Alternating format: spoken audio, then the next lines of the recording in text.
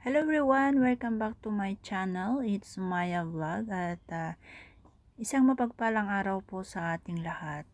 Ayan, today guys is meron na naman pong bagong natagpuan or meron naman po tayong matutunghayan na buhay ng isang lola na kung saan siya po ay nakatira sa isang lugar, no? At eto po, makikita po natin dyan ang kanyang tahanan, kung saan po siya natutulog, kung saan po siya nakatira. At ayan, makikita naman po natin is halos sirang-sira, hindi po itsura ng bahay yung kanyang tinitirhan, no? So, ayan guys, atin pong alamin or atin pong pakinggan ang kwento sa buhay ni Lola. Toro, di ginaw. Ang uran, tao, sira yung bubong. Dito na patak yung ulan, sira ang bubong, diretso man dyan. May awa nga si Godilosong, yan may tindang SM sa kanya yung upuan, mahaba. Binigay sa akin kasi napako ang... Ilang taon na po kayo, Nay? Po, Ilang taon na po kayo? 76 po. 76, mag-isa po kayo dito. Anong ginagawa niyo? Kumukuha po ng pangkain niyo po. May rasyon po baga. Matagal man. Mayroon pa nga yan laman. Kawawa naman si nanay, oh. Ay, nagtitinda pa ako ng SM. Sa Gundamano. Po, nakakuha ko dyan kay Errol. Tinitinda niyo po, naglilibot po kayo. Po, house to house. Ngayon, may nabili naman po. Ay, meron naman po na ibibili naman ng ulam. Kasi yung mga rasyon, Ibig sabihin, Nay, tagal man sa amin. pag di kayo nakabenta, wala din. Wala din po sir. Wow. Hindi naman po nawawalan. Kahit 100 maghapon mayroon. Grabe na, isipag niyo, Nay, no? 76, nagpahanap buhay pa kayo, Nay. Po, naglilinis ako dyan sa kalsada. Ayan guys, narinig po natin na siya po ay nasa 76 years old na po si Lola. At ang kanyang hanap buhay po is nagtitinda po siya ng SM or Segunda Mano. At narinig naman po natin yung kwento niya na yung bubong nila is sira-sira na. At yung tulo is meron po siyang panangga na plastic, no? At doon daw bumabagsak yung ulan para hindi siya mabasa sa ilalim. At ayan, ipagpatuloy po nating panoorin ang kwento ni nanay guys. Amin, higa daw po kayo dyan. Paano kayo tutulog? Dito lang po. Dito lang po ako nahiga. Tapos minsan, walang upuan. Bagay iyan ang upuan. At napako ako. Naputol po ito. Naputol. Kaya ang mga pako nitong sinahigan, medyo na anuhan ko sa ulo. May Diyos man po baga, huwag ka lang makalimot. Ito po ang mga paninda ko. Paano? Ganyan po? Po. Ganyan po kayo? Siya na po ito. Ganyan kayo matulog, Nay? Po. Hindi naman po ako malikot matulog. Ay, upo-ipo ninyo. Upuan lang ba yan? Upuan niya po ito, binigay ni Godiloson. Ganyan po kayo matulog? Po, dito na ako magdamag, hindi naman po ako malikot. Ang ano ko lang ito, kasi may tukod pa, baka Pero dito sa nanay, no, kahit puro basura, walang amoy. wala Walang po. amoy.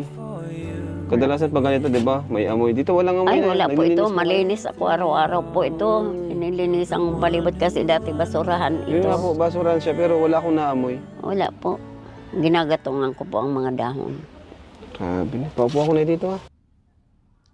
Ayan po guys, ang ni nanay, no? Kung makikita nyo po yung kanyang higaan is sobrang napakaliit po siya. At ayan, bigay daw lang po yon ng isang naawa din sa kanya, no? Sobra napakaliit yung higaan niya, halos upuan lang po siya. At ayun nga, sinabi din ni Kalinga Prab dito na kahit nga parang basurahan doon sa lugar ni nanay is wala siyang napapansin na kakaibang amoy. At ayun nga, grabe ang ano ni nanay, kahit ganun kahirap yung buhay, hindi pa rin po siya bumibitaw sa Lord kasi lagi po niyang lagi po siyang kumakapit kay Lord kasi kahit papaano is hindi siya pinapabayaan. At ayan nga guys, meron din po silang mga dalang bigas po para kay nanay. At yun nga, wala po silang dalang groceries kasi po napadaan lang po sila doon. At syempre, magbibigay din po si Kalingap Rab po sa kanya ng pera, panustos sa kanyang pang-araw-araw na pangangailangan. At ayan, natin pong panoorin ang video. O Nay, Mga ano yung ano nyo na dito? Minsan daw po sa tindahan, nagbibenta kayo, may pang-ulam lang kayo, ganun. po, ganyan po. Parang ang ginagawa nyo, Nay, ang ginagawa nyo is para lang po masurvive nyo ang araw-araw na may makain Ayun po kayo. Kasi kung minsan wala naman trabaho ang anak ko, nandun po sa ilog, nagbabanwit. Wala man kaming kuryente. Pero po pag may kuryente, may mga Wala po customer. ba kayong anak? Isa lang anak nyo? Isa na lang po Asan ang yan, asawa namatay niyo po, po. Nay? Namatay po ito. Ay wala na po. Ito. Ito ang panganay ng anak ko.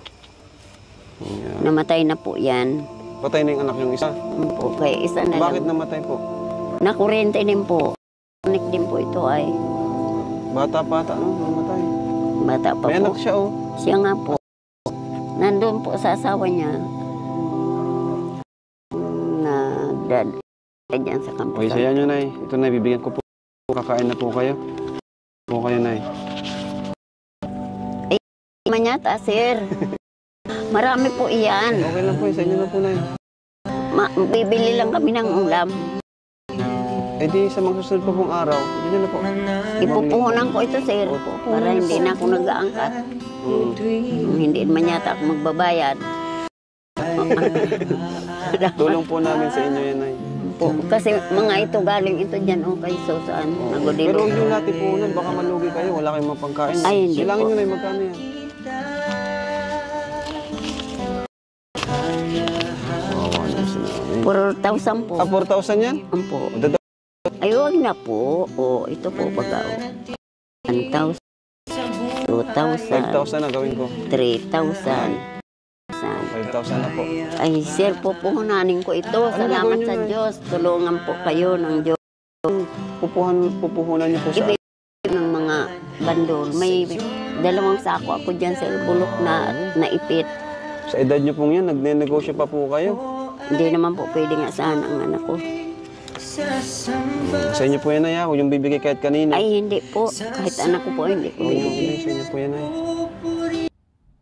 Yan, napaka-lucky po si Lola kasi natagpuan na naman po siya ni Kalingap Rab. At eto nga, binigyan nga siya ng pera at parang nanghinayang pa si Lola na tanggapin yung ibinibigay ni Kalingap Rab kasi sobrang laki daw po. At eto nga, pumilit naman po ni Kalingap Rab na tanggapin niya yung pera. At ayan, sinabi po ni Lola na gagamitin niya po ito as puhunan para sa kanyang paninda.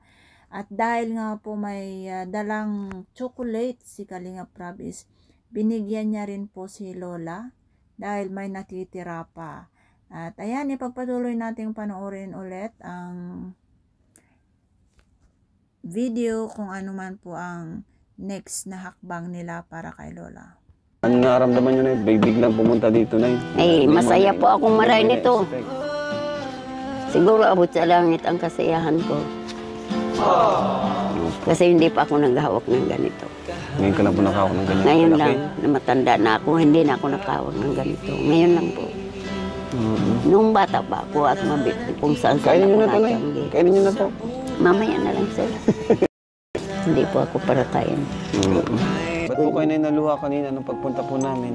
Sabi ko, nagpasok sa isip ko, sana ito na si, ikaw na po. Ayan. Nung nakita pala ni nanay na paparating po sina Kalingap Rab parang naluha daw po siya at naiiyak na kasi parang inisip niya na agad na pinagbigyan na ni Lord yung kanyang hiling na sana is makita niya ang Team Kalingap or si Kalingap Rab at eto na nga yung kanyang pinapangarap na makita po sila at